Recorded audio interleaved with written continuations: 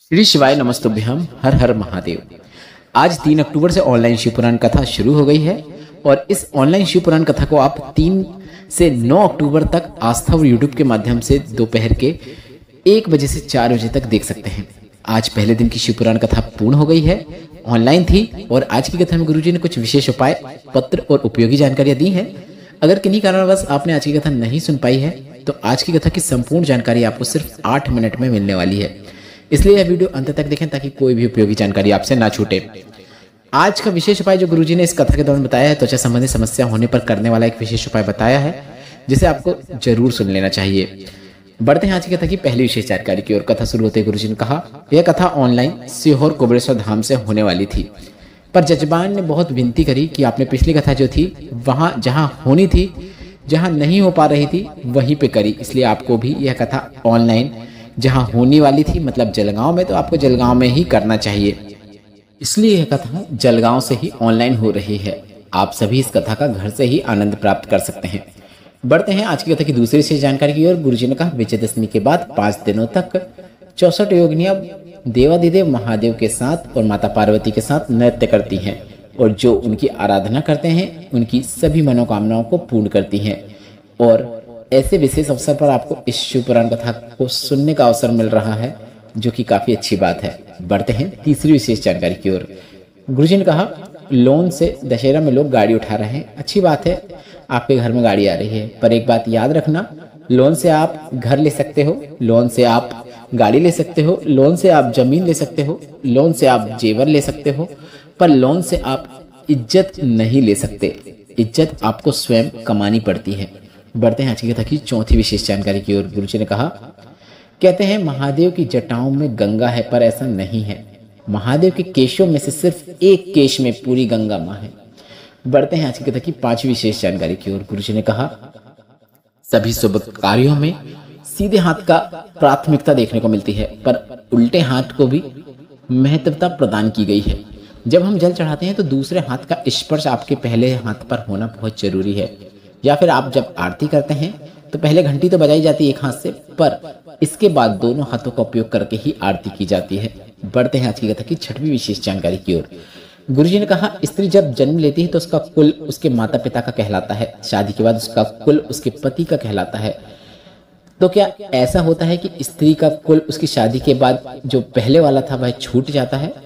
तो इस पर गुरुजी ने कहा, ऐसा बिल्कुल भी नहीं है। जिसे वो अभी तक मानते आई थी वह कुल और शादी के बाद उसका जो कुल होगा वह कुल, दोनों कुल उसके हैं। और जब वह कोई पूजन पाठ करती है, भगवान की भक्ति करती है, तो उसका जो पुण्य फल होता है, लाभ होता है, दोनों कुल को आधा आधा प्राप्त हो जाता है। इसलिए कहा जाता है कि पुत्र एक कुल को तारता है और पुत्री 2 कुल को तार देती है। बढ़ते हैं 7वीं विशेष जानकारी की ओर। गुरुजी ने कहा, पिछले जन्म में जब हमसे शंकर भगवान का अपमान हो जाता है तो इस जन्म में हमारे शरीर में रोग बीमारियां होती हैं, तो ऐसा शंकर भगवान के अपमान के कारण होता है।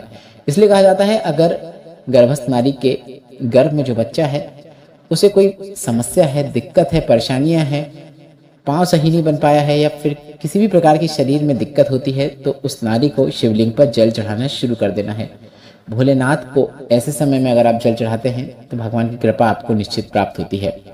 बढ़ते हैं आज की कथा की 8वीं विशेष जानकारी की ओर। मनीषा जी पत्र लेकर आए जिसमें उन्होंने लिखा, मेरी बेटी की नौकरी नहीं लग रही थी, वो हिम्मत हारने लगी। मैंने कहा, हिम्मत मत हारो, सीहोर वाले महाराज कहते हैं कि 4 गुना अधिक मेहनत करो, शिव पर जल चढ़ाओ और शिव की सेवा करो, बाबा जरूर सुनते हैं। बेटी ने ऐसा ही किया, उसकी सरकारी नौकरी लग गई है, उसी का आभार व्यक्त करने हम कथा पंडाल में आए हैं। बढ़ते हैं आज की कथा की 9वीं विशेष जानकारी की ओर। मनोरमा जी पत्र लेकर आए जिसमें लिखा, मेरी बहू के घर में संतान सुख नहीं था, आपकी कथा सुनना शुरू किया, डॉक्टर का इलाज के साथ साथ पशुपतिनाथ व्रत और सफेद आंकड़े की जड़ का प्रयोग भी किया, भोलेनाथ की कृपा से पुत्र रत्न की प्राप्ति हुई है, उसी का आभार व्यक्त करने हम कथा पंडाल में आए हैं। पुत्र का नाम हमने शंभु रखा है। बढ़ते हैं 10वीं विशेष जानकारी की ओर। विजय जी पत्र लेकर आए जिसमें उन्होंने लिखा, 12 बार पत्र लिख चुकी हूँ, आप पढ़ते ही नहीं है, बेटे की नौकरी नहीं लग रही थी, भोलेनाथ की भक्ति करना शुरू किया, पार्थिव शिवलिंग का पूजन अर्चन करना शुरू किया, पार्थिव शिवलिंग का पूजन अर्चन करके उठे ही थे कि बेटे की नौकरी की खबर आ गई, उसी का आभार व्यक्त करने हम कथा पंडाल में आए हैं। बढ़ते हैं आज की कथा की 11वीं विशेष जानकारी की ओर। त्वचा संबंधित रोग से जुड़े बिल्कुल विशेष और नए उपाय की जानकारी देते हुए गुरुजी ने कहा, शिवलिंग पर जब हम जल अर्पित करते हैं तो वह जल शिवलिंग के ऊपर से जलाधारी से होता हुआ शिवलिंग में सभी स्थानों से होता हुआ आगे बढ़ के जमीन में गिर जाता है और वहां से जहां जमीन में गिरता है वहां से 33 कोटि देवी देवताओं का स्थान शुरू होता है, क्योंकि वे भी सभी उस जल को प्राप्त करते हैं। सबसे पहला भाग इंद्रदेव का होता है और वह जल प्राप्त करके आप तक पहुंचा देते हैं और आपको रोग मुक्ति प्राप्त होती है। आप शिवलिंग से नीचे गिर रहे जल को अपने हाथ की हथेली से स्पर्श करें और आपको त्वचा संबंधित जहां पर भी जो भी समस्या है वहां पर आप उस जल का लेपन करें, मतलब जल थोड़ा सा लगा लें। छींटन भी करेंगे तो भी चलेगा, मतलब वह जल जब जमीन में गिर जाए तभी आपको प्राप्त करना है। यह आज की कथा का गुरुजी को बताया एक विशेष उपाय है जिसे आप कभी भी किसी भी दिन कर सकते हैं। जल चढ़ाते समय श्री शिवाय नमस्तुभ्यम या फिर नमः शिवाय या फिर ओम नमः शिवाय मंत्र का उच्चारण कर सकते हैं। आप चाहे तो शूल टंकेश्वर महादेव का नाम भी स्मरण कर सकते हैं। यह गुरुजी का पिछले वर्षों की शिव पुराण कथा में बताया गया एक विशेष उपाय है जिसमें शूल टंकेश्वर महादेव का नाम लिखते हुए शिवलिंग पर जल अर्पित किया जाता है। त्वचा संबंधित समस्याओं में आपको लाभ जरूर देखने को मिलता है। बस आप एक बात का ध्यान रखें, कोई भी त्वचा संबंधित या कोई भी रोग मुक्ति वाले उपाय करते हैं तो आपको डॉक्टर का इलाज पूरा करवाना है। डॉक्टर जो जो ट्रीटमेंट लिखता है वह सभी ट्रीटमेंट करना है। इसके साथ ही साथ आपको यह सरल और आसान उपाय करना है। डॉक्टर की दवाइयाँ कार्य करना शुरू कर देती हैं और आपको शीघ्र रोग मुक्ति प्राप्त होती है। या फिर जिस भी क्षेत्र में आप रोग मुक्ति चाहते हैं, त्वचा संबंधित समस्या हो या कुछ भी हो, आपको डॉक्टर का इलाज कराना भी जरूरी है। बढ़ते हैं आज की कथा की 12वीं विशेष जानकारी की ओर। गुरुजी ने कहा, कभी कभी आप शिवलिंग पर जब जल चढ़ा रहे होते हैं तो आपके ऊपर कहीं ना कहीं से एक जल की बूंद आकर गिर जाती है। छींटा टाइप का आपको जल का लगता है। कुछ समझ में नहीं आता है कि यह छींटा कहाँ से आया। क्या कहीं बाहर पानी गिर रहा है या फिर किसी ने आपके ऊपर थोड़ा सा पानी धोखे से डाल दिया। ऐसा आप देखते हैं चारों तरफ पर कुछ भी नहीं होता है, वहां पे ना पानी गिर रहा होता है ना कोई आसपास होता है। पर ऐसे में आपको वह जल का छींटन कैसे प्राप्त हुआ? तो गुरुजी ने कहा, जब आपकी भक्ति प्रबल हो जाती है तब आपके साथ ऐसा होता है। जल जो आप भगवान पर चढ़ा रहे हैं, सबसे पहले जब वह जमीन पर गिरता है तो इंद्र उसे प्राप्त करते हैं और उसे प्राप्त करके उसका छिंटन वह आप पर कर देते हैं। बढ़ते हैं आज की कथा की 13वीं और अंतिम जानकारी की ओर। यह शिव पुराण कथा 9 अक्टूबर को पूर्ण होगी। इसके बाद 12 से 16 अक्टूबर तक शिरडी महाराष्ट्र में पंडाल में कथा होगी। इसके बाद 25 से 29 अक्टूबर तक धनौरा छत्तीसगढ़ दुर्ग में शिव पुराण कथा होगी।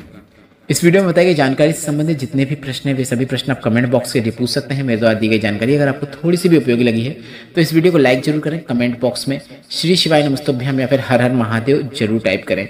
हम आपके सभी प्रश्नों का उत्तर जरूर देंगे। श्री शिवाय नमस्तुभ्यम, हर हर महादेव।